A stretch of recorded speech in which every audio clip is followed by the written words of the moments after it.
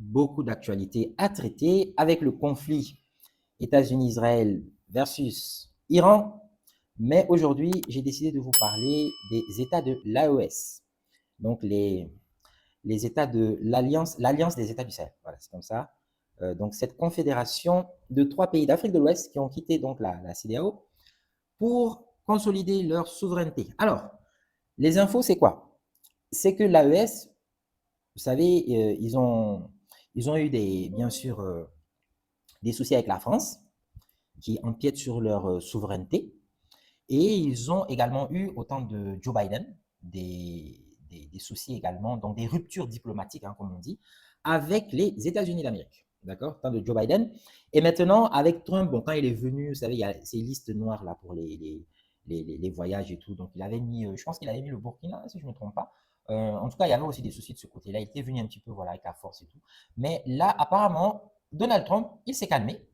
Il s'est calmé et il y a un rapprochement et probablement des accords qui seront signés dans les prochains jours, les prochaines semaines, entre les États-Unis d'une part et leurs partenaires de l'AES, enfin le futur partenaire de l'AES. Pourquoi je dis ça? Parce que il y a un responsable donc, du bureau des affaires africaines qui est un ex-agent de la CIA, qui s'appelle Nick Checker. D'ailleurs, son nom, ça fait un peu rigoler parce que Checker, c'est check. Donc, c'est un vérificateur. Quoi. Nick Checker, donc, qui est venu à Bamako le 2 février passé et qui est aussi venu le 2 mars, donc un mois après, à Ouagadougou. Et entre les deux, il est passé aussi par le Niger, Niamey. Et donc, il a apporté un message officiel des autorités américaines, comme quoi il veut réaffirmer, je lis dans le texte, réaffirmer le respect de la souveraineté, renforcer la coopération sécuritaire et économique. C'est pas mal quand même, hein? Parce qu'après tout, c'est ce que les États du Sahel, c'est ce dont ils s'étaient plaints vis-à-vis donc de leur ancien grand partenaire qui est la France. Apparemment, les Américains, donc l'administration Trump, est prête dorénavant à renouer les liens avec eux et à aller dans ce sens du respect mutuel, de partenariat d'égal à égal. Donc, c'est pas mal. Alors, j'ai vu, pourquoi j'ai tenu quand même à aborder ce sujet-là, parce que j'ai vu dans des médias occidentaux, notamment RFI, que j'aime très bien, mais bon, il faut dire que parfois aussi, voilà, ils ont des interprétations un peu distordues. Donc, j'ai vu comme quoi, voilà, un article là de RFI et puis de Jeune Afrique. Alors, ça sonne plutôt du style, les États de l'AES, ils sont en train de faire, voilà, demi-tour parce que là, c'est chaud sur eux. Genre, ils veulent renégocier avec les Occidentaux en commençant par les Américains. Alors, c'est pas vraiment les infos que moi j'ai. Donc, déjà, les États de l'AES, il faut savoir que peut-être les autorités françaises ont du mal à comprendre ça, mais je ne pense pas que leur objectif ce soit une animosité vis-à-vis des Occidentaux, vis-à-vis des Français. Non, c'est pas ça. C'est surtout qu'ils veulent assumer leur souveraineté et établir cette souveraineté vraiment, la consolider. Voilà, et avoir des partenariats diversifiés, pas des partenariats qui sont à sens unique, qui sont très restreints. Donc, ils veulent avoir des partenariats qui sont diversifiés. Et je pense que c'est ce que les autorités françaises ont du mal à comprendre. Et eux, ils interprètent souvent, voilà, et leurs médias aussi, ils interprètent souvent dans le sens, ils ont une animosité envers les Occidentaux. Et donc, dès qu'ils essaient de faire un partenariat avec les Américains ou avec les Italiens, Allemands ou autres, pour eux, c'est que voilà, ils regrettent un petit peu la rupture diplomatique et ils veulent revenir. C'est comme ça qu'ils interprètent ça. Je ne pense pas que ce soit une très bonne interprétation. C'est surtout que les Américains, en fait, ils ont des intérêts à défendre dans ces 3 pays-là et pas que. Et les pays de l'AES, ben, ils n'ont rien contre ni les Français, ni les Américains, ni qui d'autre. Voilà, c'est juste que eux, à partir du moment où tu es prêt à négocier avec eux d'égal à égal, ben, ça les va.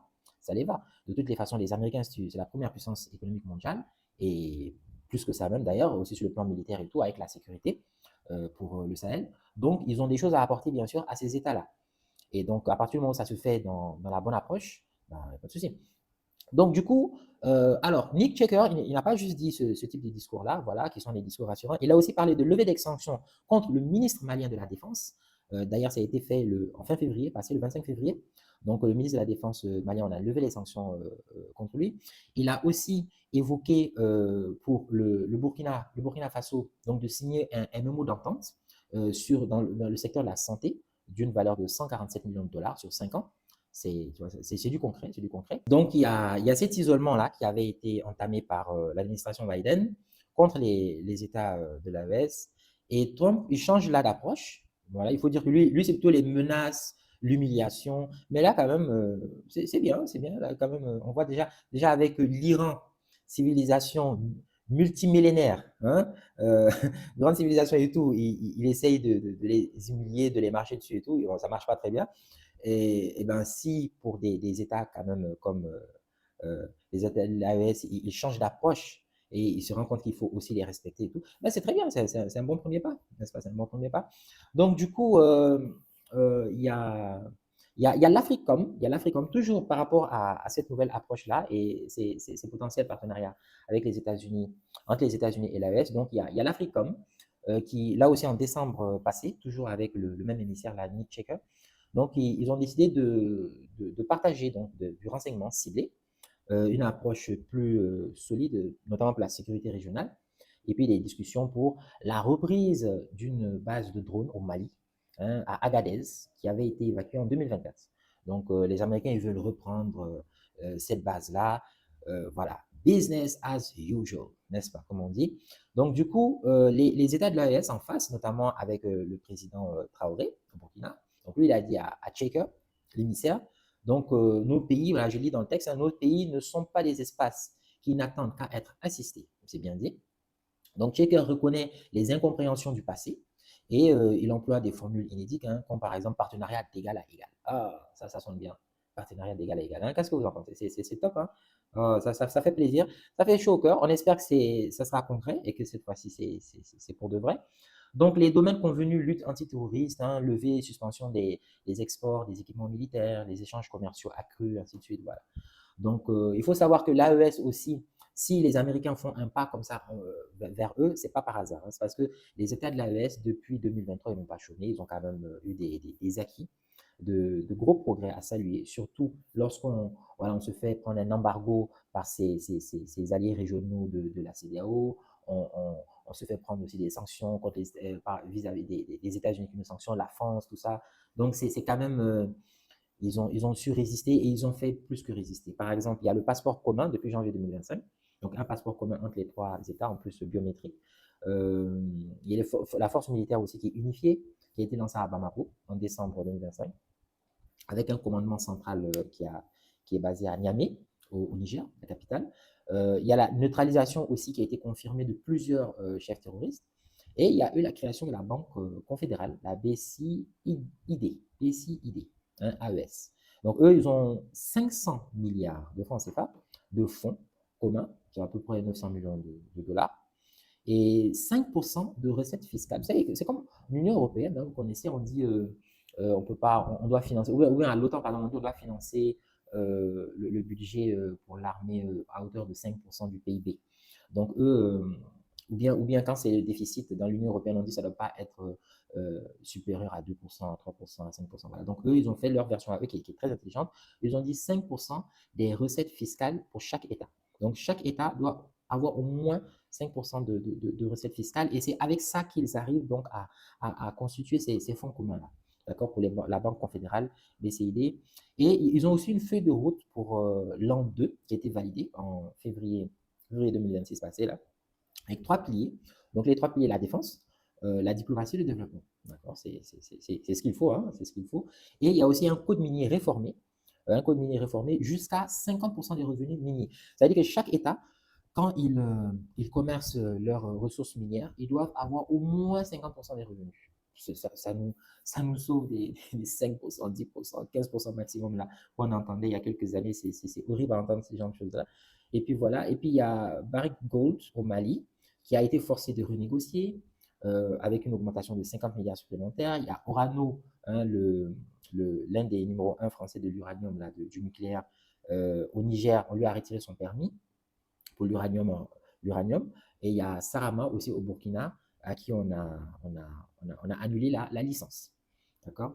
Donc, tout cela, ils sont obligés de renégocier dans une certaine mesure, de faire profil bas et d'avoir voilà, des accords quand même qui profitent à tout le monde. Hein. Voilà, on bien prendre les richesses des gens comme ça, et puis après, ils sont dans la pauvreté, tu te moques d'eux en plus. Ça ne fait pas très sérieux. Donc, du coup, les résultats économiques de l'AES, j'ai dit, c'est les Américains, en fait, c'est du concret. Hein. Si tu es à la traîne, ils n'ont pas pitié. Hein. Les Américains n'ont pas pitié. Donc, les États de l'AES, si Trump, l'administration Trump fait ces efforts-là de parler de renégocier des partenariats d'égal à égal, c'est bien parce que les États de l'AES ont des résultats. Sinon, il ne faut pas se voiler la face. Les Américains, tu n'es pas efficace, ouais, non, ils ne te considèrent pas, hein. Donc, les résultats économiques de l'AES sont vraiment très bien. Le Burkina, par exemple, ils ont 4,7% prévu pour 2026, donc la croissance. Ça, c'est prévision Banque mondiale, hein, donc c'est quelque chose de crédible. Là, on ne peut pas dire qu'ils ont traficoté ça. Une hausse de la production aurifère, donc l'or, qui est confirmée également. Une inflation qui est juste à 2,7%, comparé à 2024, ils étaient à 4,2%. Et puis voilà, il y a la mine de Kiaka aussi, qui a été ouverte en juin 2025. L'aéroport de Ouagadougou, en 2026. Et donc, voilà. Donc, l'AES maintient aussi une participation au sein de l'UEMOA, hein, donc la zone CFA. Et ils discutent de bonne foi quand même avec les États de la CEDEAO qu'ils ont quittés. Mais ils continuent voilà, de discuter. Donc, comme j'ai dit au début, ils ne sont pas dans une logique d'animosité, hein. C'est juste, je pense, dès que ce soit la France, que ce soit les États de la CEDEAO, que ce soit tout autre partenaire bilatéral, multilatéral ou autre, qui comprend cette volonté-là des peuples de l'autodétermination, mais aussi de la souveraineté, du respect, voilà, de arrêter d'humilier les peuples et tout. Je pense que dès qu'ils auront compris ça, ben ça va aller de mieux en mieux. Il y aura de super partenariats, hein, de part et d'autre. Et donc voilà. Maintenant, une petite nuance quand même à poser, et je terminerai par là. Il ne faut pas oublier que l'AES n'abandonne pas ses partenariats avec la Russie, la Chine. Il ne faut pas oublier ça. C'est-à-dire qu'ils ne choisissent pas les États-Unis pour laisser la Chine. Parce que les Occidentaux, c'est un petit peu comme ça. Ils ont une notion d'alliance. C'est pour ça que souvent on dit oui, les Russes, pourquoi est-ce qu'ils n'ont pas une alliance aussi forte que l'OTAN avec les Iraniens, les Chinois aussi pareil et tout. Eux, je pense qu'ils ont une mentalité qui est un peu différente. Ça ne veut pas dire qu'ils ne peuvent pas faire des alliances, mais ce n'est pas trop, on dirait, dans leur ADN. Eux, c'est un autre modèle. Voilà, c'est un autre modèle que même nous, qui sommes quand même des fruits du système occidental. Voilà, moi, par exemple, j'ai des études en France, études aux États-Unis et tout. Donc, la plupart d'entre nous, même le système éducatif, on est des fruits soit de la France, soit des États-Unis ou autres. Et donc, on a même du mal à comprendre ça. Mais, quand même, il faut savoir que euh, les Chinois, les Russes, ils ont une autre approche. Ouais, ils ont une autre approche. C'est pas parce que tu négocies un partenariat avec tel que tu abandonnes tel autre. Voilà. Et ça, c'est important pour les Occidentaux, ils ont du mal à comprendre ce genre de choses-là. Et donc, est-ce que les Américains, ils comprennent ça de cette façon-là? Ils se disent, ouais, ils vont nous choisir nous, le ils vont laisser tomber les Russes. Donc, ou bien est-ce qu'ils comprennent que les pays de l'AES sont dans une logique de diversification et non pas de substitution? Donc ça, c'est à voir. Parce que les Russes, leur partenariat, c'est à travers l'Africa Corps, hein. Et puis, il n'y a pas que ça, il y a aussi les Chinois, comme j'ai dit. Et puis, qui vont rester présents, a priori, ça ne devrait pas changer.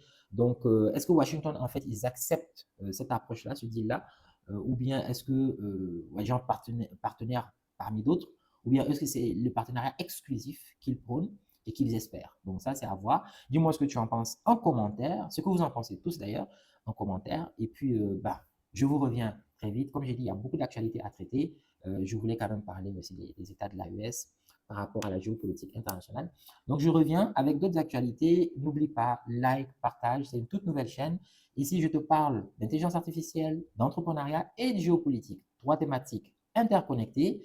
Et moi, c'est Cher Diakité, entrepreneur tech et ingénieur IA depuis plus de 14 ans. Je partage sur cette nouvelle chaîne ces trois thématiques avec toi, mon expérience gratuitement.